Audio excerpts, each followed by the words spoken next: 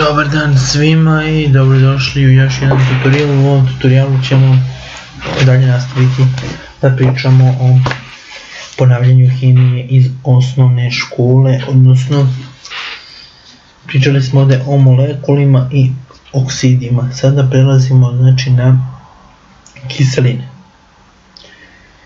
Jedne primjeri kiselina su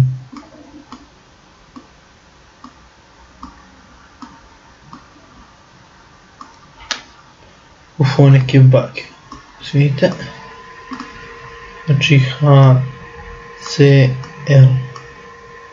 to je hlorovodonična.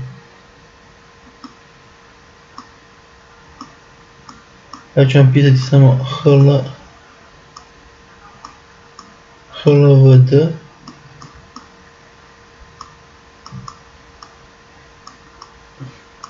znači samo skraćeno hlorovodonična. Imamo sumporna kiselina H2SO4 najpoznatija, H2SO4,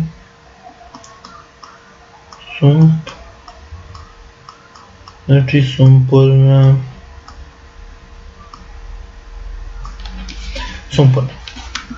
Onda, šta su kiseline? Ne znam da li možete zaključiti šta su to kiseline. Kao što vidite, većina kiselina, dobro sad ne vidite, ali većina kiselina je građena od vodonika.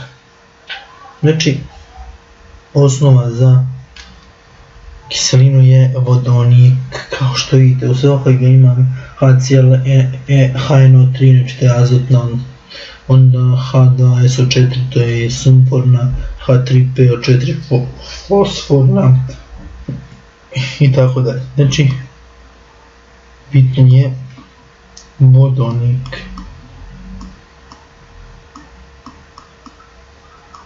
Vodonik.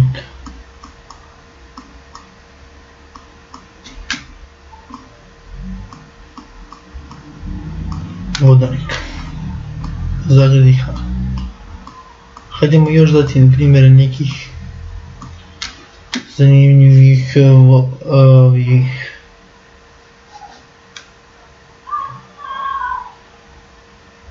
primjer još nekih zanimljivih kiselina.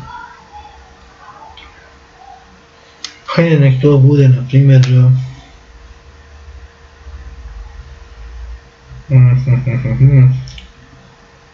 H3PO4. Znači ja vam pišem one koje morate znati uvek. H3PO4, šta je to? To je fosforna. Znam se svi ste ne čuli za fosfornu. Ja ću samo napisati fosfa, vi ćete vidjeti da je to fosforna. Onda imamo sljedeću, na primjer, sad ne mogu da mišljam ovdje danima, imamo karbonatna, H2CO3,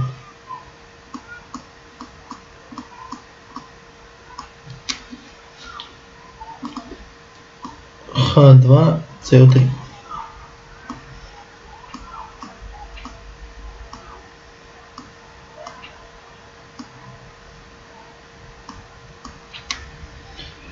I ovdje znači to dođe karbonatna.